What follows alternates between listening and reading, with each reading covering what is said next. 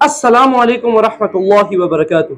تو شروع کرتے ہیں اپنا قرآن کلاسز سیشن نمبر 3، اور اس بار میں اسکرین اپنے ساتھ لایا ہوں تاکہ میں اسکرین پہ سنوں اور آپ لوگ بھی ادھر اسکرین پہ سنیں۔ پچھلی بار بہت سے لوگوں نے کہا کہ سیشن قرآن میں بہت زیادہ آواز بلر ہو رہی تھی، جو سیشن تھا اور اس میں وہ جو ویڈیو تھی قرآن کی جو ترجمہ کرے ڈاکٹر سعد احمد صاحب کا، وہ بلر تھا، تو اب وہ بلر نہیں ہوگا انشاءاللہ۔ ہمارے پاس قرآن کلاسز سیشن نمبر 3 آ گیا ہے اور بہت ٹائم بعد آیا ہے، لیکن اب شروع کرتے ہیں اور سورہ فاتحہ کا انٹرو پارٹ 2 اب کریں گے، تو سٹارٹ کرتے ہیں۔ بسم اللہ الرحمن الرحیم۔ بہرحال اس سورہ مبارکہ کا جو اسلوب ہے میں نے عرض کیا دعائیہ ہے، البتہ قرآن مجید کے علم اور حکمت کے اعتبار سے، اس کے فلسفے کے اعتبار سے ایک بات سمجھ لینی چاہیے۔ قرآن کا فلسفہ یہ ہے کہ بنیادی ہدایت ہر انسان کے دل میں موجود ہے، بالقوہ، پوٹینشلی۔ یہ جو قرآن مجید یا اللہ کی کتابیں نازل ہوتی ہیں، یہ انہیں ایکٹیویٹ کرتی ہیں، وہ اندر کی جو ڈورمنٹ کانشسنس ہے، خوابیدہ شعور جو ہے، اسے بیدار کر کے اور پھر یہ کہ اسے اجاگر کرتی ہیں۔ ہر سلیم الفطرت انسان اور سلیم العقل انسان، دو سلامتی شرط ہیں۔ سلیم الفطرت، نیچر پرورٹڈ نہ ہو، فطرت مسخ نہ ہو گئی ہو، عقل سلیم ہو۔ ان دونوں چیزوں کا نتیجہ یہ نکلتا ہے کہ وہ انسان از خود، بغیر کسی وحی کی رہنمائی کے، بغیر کسی نبی کی تعلیم کے سے استفادہ کیے ہوئے، از خود بھی کچھ حقائق تک پہنچ جاتا ہے۔ اور وہ حقائق کیا ہے؟ نمبر 1 یہ کہ اس کائنات کا ایک خالق ہے اور وہ ایک ہے، اور وہ تمام صفات کمال سے متصف ہے۔ نمبر 2 یہ کہ انسان کی زندگی صرف یہ زندگی نہیں ہے، بلکہ ایک اور زندگی ہے کہ جس میں اس زندگی کے اعمال کے نتائج برآمد ہوں گے۔ یہ دو باتیں، اس کی زیادہ وضاحت کے ساتھ جو ہے اس کا تذکرہ آئے گا سورہ لقمان میں، جہاں حضرت لقمان کی شخصیت کا تذکرہ ہے۔ لیکن یہاں صرف یہ بات سمجھ لیجئے کہ قرآن کا فلسفہ یہ ہے کہ ہر انسان میں، ہر فرد نوع بشر میں، جو اپنی ولادت کے وقت مسلم ہوتا ہے، حضور کی حدیث ہے کل مولود یولد علی الفطرہ ابواہ یحودانہ او ینصرانہ او یمجسانہ، ہر بچہ نوع انسانی کا فطرت اسلام پر پیدا ہوتا ہے، وہ فطرت کے اندر وہ ہدایت ودیت ہے۔ اب اگر وہ فطرت بس نہیں ہوئی اور عقل جو ہے وہ صحیح رخ پر کام کر رہی ہے، تو ان دو حقائق تک وہ انسان خود پہنچ جائے گا۔ لیکن ان دونوں حقائق تک پہنچنے کے بعد اب وہ دست بستہ دعا کرے گا کہ اے رب، اب مزید ہدایت تو مجھے عطا فرما۔ ایک تو یہ کہ میں کیا کروں کیا نہ کروں، میری عقل اس میں ٹھوکر کھا سکتی ہے، میں کسی اچھی چیز کو بری سمجھ سکتا ہوں، کسی بری کو اچھی سمجھ سکتا ہوں، تو مجھے صحیح راستہ، صحیح راہ ہدایت پر چلا۔ یہ دعا ہے جو انسان کرتا ہے جبکہ وہ ایمان باللہ اور ایمان بالآخرہ تک خود پہنچ چکا ہوتا ہے، اور یہ سمجھتا ہے کہ صحیح زندگی کا رخ یہی ہے کہ جس رب کو میں نے پہچانا ہے کہ وہ اس کائنات کا خالق ہے اور مالک ہے اور رب ہے، میں اس کی بندگی کروں، اس کی اطاعت کروں، اس کا حکم مانوں، اس کے راستے پر چلوں۔ لیکن وہ راستہ کون سا ہے؟ اس کے لیے پھر دست بدعا ہوتا ہے کہ پروردگار تو میری رہنمائی فرما۔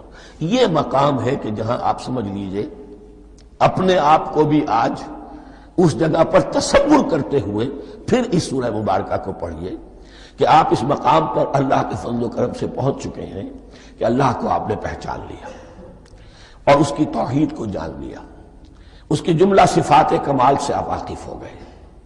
آپ یہ بھی جان گئے کہ بڑھ کر اس کے حضور میں حاضر ہونا ہے اور وہ حساب کتاب لے گا۔ پھر آپ نے یہ عہد بھی کر لیا کہ اب زندگی گزارنی ہے اس رب کی بندگی میں، اسی کی فرما برداری میں۔ اب یہاں کھڑے ہو کر آپ پوچھتے ہیں کہ اللہ مجھے وہ تفصیلی ہدایت عطا فرما، ایسا نہ ہو کہ کبھی میں کسی راستے پر چلتا ہوا کسی پگڈنڈی پر مڑ جاؤں اور وہ تھوڑی سی جو ڈیوییشن ہو میرے راستے کی وہ میری عاقبت کو برباد کر دے۔ یک لحظہ غافل گشتم و صد سال راہم دور شد، اس لیے کہ ہوتا یہی ہے سیدھے راستے سے ذرا سی کوئی پگڈنڈی جو ہے، تھوڑے سے رخ تھوڑے سے اینگل پر نکلی ہے، لیکن جب چلتے جائیں گے آپ تو جتنا آگے بڑھیں گے اس پر، اس راہ صراط مستقیم سے آپ اتنے ہی زیادہ دور ہوتے چلے جائیں گے۔ یہ ہے قرآن مجید کی حکمت اور فلسفے کے اعتبار سے اس سورہ مبارکہ کا مقام۔ اب آئیے ہم بسم اللہ کرتے ہیں۔ تو خواتین و حضرات، یہاں پر سورہ فاتحہ کا انٹرو ختم ہو گیا۔ انشاءاللہ فرام آنورڈ ہم سورہ فاتحہ کو سٹارٹ کریں گے قرآن کلاسز سیشن 4 میں، اور تاخیر جو ان دنوں میں ہوئی ہے مجھ سے سورہ فاتحہ کو اب کمپلیٹ کرنے میں، اور قرآن کلاسز کے سیشن تقریباً بہت ٹائم ہو گیا کہ ہم تیسرا سیشن بنا رہے ہیں، اس تاخیر کو بھی انشاءاللہ کم کروں گا اور اپنی قرآن کلاسز کو جاری رکھیں گے جلد از جلد۔ ہفتے میں تقریباً 2 کلاسز انشاءاللہ پوری کوششیں ہو، 2 کلاسز ان اے ویک انشاءاللہ ہوں گی۔ باقی آج کے قرآن کے کلاسز سیشن سے ہمیں کون سی مین پوائنٹس پتہ چلے، 2 سے 3 مین پوائنٹس ہمیں اس میں بھی پتہ چلے ہیں کہ اس میں ہمیں یہ پتہ چلا ہے کہ ڈاکٹر اسرار احمد رحمۃ اللہ علیہ نے جیسے فرمایا کہ ہمیں اگر تقریباً اس کلام پر اگر ہمیں عمل کرنا ہے، اگر ہم اس کلام پر عمل کرنا ہے تو ہمارے ذہن میں یہ باتیں بھی ہونی چاہیے کہ جو ہم زندگی گزار رہے ہیں صرف یہ زندگی نہیں ہے، آخرت کی زندگی جو ہے وہ اصل زندگی ہے، یہ صرف اور صرف ایک آئینہ ہے، یہ صرف ہمیں ہماری عارضی امیج شو کراتا ہے، لیکن the real mirror which we will see in the آخرت۔ ٹھیک ہے، اگلی چیز ہمیں پتہ چلتی ہے کہ ہمیں پھر اس کلام پر عمل کرنے پہ ہمیں یہ ملتا ہے کہ ہم اس دنیا میں آئے ہیں تو ہمیں پتہ ہے کہ ہمارا رب اللہ رب العزت ہے، تو اب اللہ رب العزت ہمیں یہ صرف پتہ نہیں ہونا چاہیے، پھر اللہ کی ہم نے بندگی بھی کرنی یعنی عبادت بھی کرنی ہے۔ اب آپ اللہ رب العزت کی عبادت بھی کرتے ہیں تو اب یہی بھی کافی نہیں ہے، اللہ کی عبادت کے ساتھ ان کے احکامات پر عمل بھی آپ نے کرنا ہے، اور احکامات پر عمل درآمد کر کے اپنی زندگی اپنی لائف کو ایک پراپر وے میں گزارنا ہے۔ اور جب آپ اس لائف کو پراپر وے میں گزاریں گے تو پھر اس کے بعد اگر آپ یہ سمجھ گئے کہ اب میں اسے پراپر وے میں گزار سکتا ہوں تو اپنے باقی لوگوں کو دین کی تبلیغ کرنی ہے۔ بس اس میں کچھ مین پوائنٹ آج کے سروس میں 2 مین پوائنٹس تھے کہ انسان کو اب اس کلام کو ہم شروع کریں گے۔ دیکھیں قرآن مجید کو ہم نے تلاوت کے ساتھ بہت بار پڑھا ہے، لیکن آپ نے دیکھا ہے کہ رمضان میں ہر بندہ قرآن کو اٹھا کے تلاوت کرتا ہے، بس اس کا ثواب کماتا ہے، لیکن آپ نے دیکھا کہ ڈیلی لائف میں مطلب 1 مہینے میں اس نے صرف قرآن کو پڑھا ہے، اور دیکھیں اگر وہ 1 مہینے میں قرآن کو نہ بھی پڑھے بس اس کو سمجھ کر پڑھے، ٹھیک ہے، تو پورے سال وہ عمل کرنے کی اسے توفیق مل سکتی ہے۔ اللہ رب العزت عمل کرنے کی توفیق عطا فرمائے۔ تو ملتے ہیں آپ لوگوں سے قرآن کلاسز سیشن نمبر 4 میں سورہ فاتحہ کا سٹارٹ کریں گے انشاءاللہ۔